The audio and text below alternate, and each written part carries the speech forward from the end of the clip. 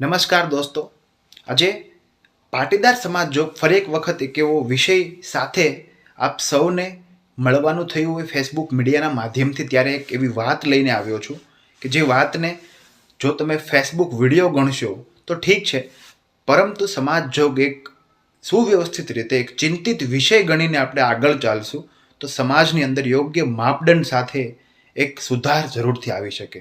જી હા, મારે વાત કરવી છે પાટીદાર સમાજના એક દીકરાના લગ્ન કરો એટલે કોઈ અન્ય ઘણા બધા સમાજના 4 થી 5 દીકરાના લગ્ન થાય, આ બંનેના ખર્ચા એક સમાન.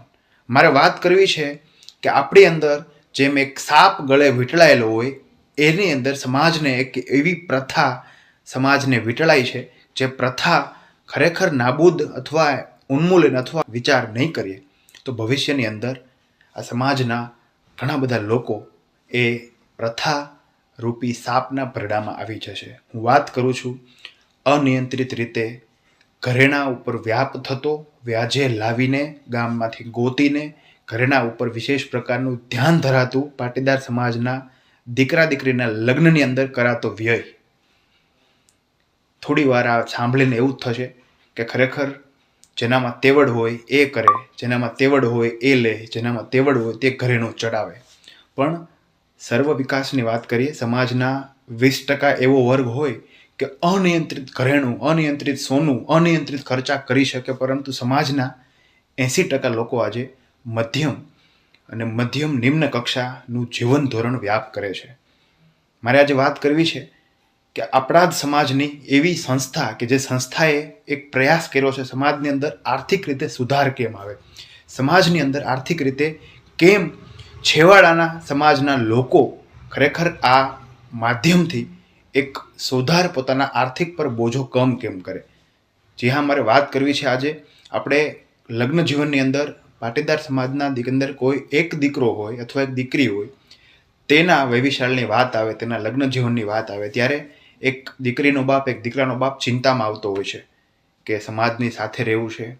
આજે આ સમય પ્રમાણે ઘરેણાનો ખર્ચો 1 લાખની આસપાસ, 1 તોલાનો પહોંચી ગયો હોય ત્યારે આપણે ઘરેણું લેવું જ પડશે. તો ઘરેણા લેવા માટેના, ઘરેણા ચડાવવા માટેની એક તજવીજ હાથ ધરે ત્યારે ગામમાંથી 5, 10, 15, 20 લાખ રૂપિયા ગોતવા પડે, સગામાંથી મળે ને તો વ્યાજે લઈને ગોતવા પડે. ત્યારબાદ લગ્ન ઉપર ધ્યાન, લગ્ન ઉપરની તારીખ, લગ્નની કંકોત્રી છપાય.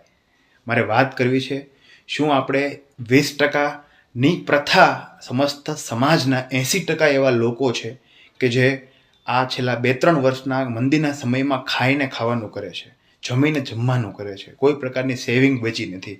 આવા મંદીના સમયની અંદર પણ જો આપણે આપણા દીકરા દીકરીને લગ્ન કરવા હશે તો ઘરેણાની ચિંતા ખૂબ મોટી ચિંતા બનીને સામે આવી છે.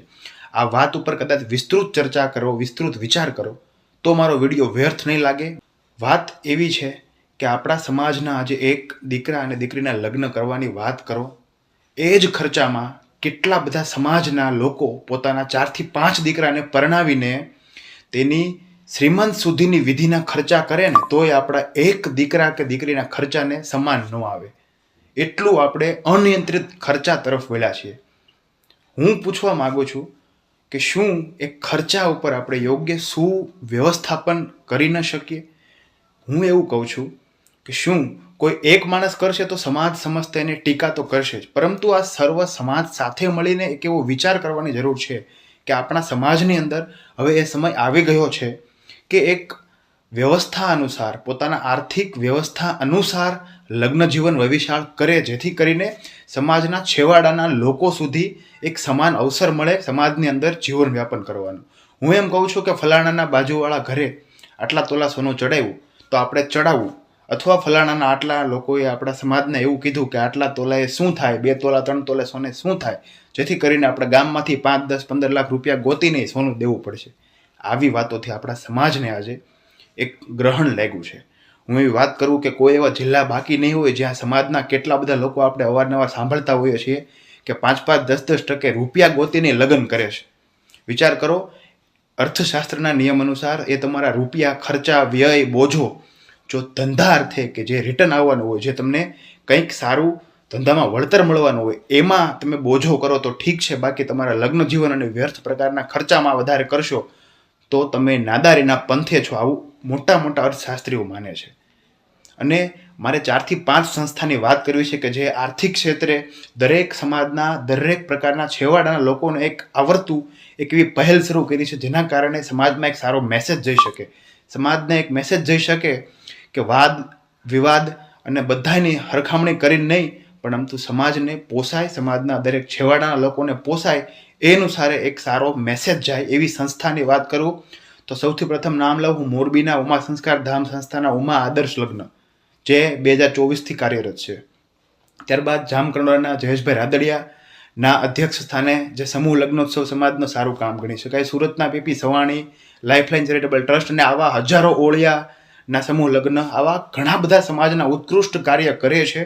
અને આ કાર્યને વધુને વધુ વેગવંતા બનાવી અને આપણી આસપાસના લોકોને આપણે ઘરેણા, ખર્ચા, જમણવાર, વાદ વિવાદ, તૈયાર થવું, મેકઅપ, આવા બધા ના સરખામણી કરીને આપણે ટીકા કરવાને બદલે આપણે એવું વિચારીએ કે તેની વ્યવસ્થા આટલી હતી તો તેણે આટલા કર્યા, ખૂબ મોટી વાત છે. તો આ એક એવો વિચાર હતો જે મને આવ્યો છે અને સોશિયલ મીડિયાના માધ્યમથી મારે આજે સમાજના દરેક મોટા મોભી, અબજોપતિ, ખરબોપતિ, મોટા માથા દરેક લોકો સુધી મારો અવાજ પહોંચે અને આપણે સાથે મળીને આપણા સમાજના છેવાડાના લોકો સુધી આપણો કઈ રીતે આર્થિક સમાવેશન થાય કે આજે જેને 1 લાખ રૂપિયા પોસાય એમ છે લગ્ન જીવનમાં, તો 1 લાખમાં તે લગ્ન જીવન કરે તેનાથી વાંધો શું છે.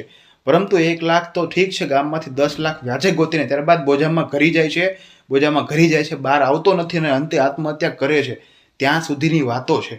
હું એવું નથી કહેતો કે લગ્ન જીવન જ એક વ્યર્થ પ્રકારનો ખર્ચો છે, પરંતુ આ લગ્ન જીવન ઉપર યોગ્ય રીતે સમાજની રૂહે, સમાજની આબરૂએ જે પ્રકારના વ્યર્થ પ્રકારના ખર્ચા વધ્યા છે તે ખર્ચાનું વ્યવસ્થાપન કરીએ તો ખૂબ સારી વસ્તુ રહેશે. આ એક સમાજ જોગ મને મેસેજ એવો લાગ્યો અને એક મારી અંતર વ્યોતપ્રોતની લાગણી છે જે મેં ફેસબુક મીડિયાના માધ્યમથી પહોંચાડું છું. હવે કામ છે તમારું કે સમાજના દરેક લોકો સુધી પહોંચે અને આ એક વિચારથી આપણા સમાજની અંદર એક નવી ક્રાંતિ થાય અને પાટીદાર સમાજ આગળ ને આગળ વધે અને પાટીદાર સમાજમાં જે વ્યર્થ પ્રકારના ખર્ચા ઉપર એક નિયંત્રણ આવે. એક સારો મેસેજ, એક સારો વિચાર થકી એક ફેસબુક મીડિયાના માધ્યમથી વિડીયો જારી કરું છું. સારો લાગ્યો હોય તો જરૂરથી શેર કરજો અને તમારો શું વિચાર છે કોમેન્ટ જરૂરથી કરજો.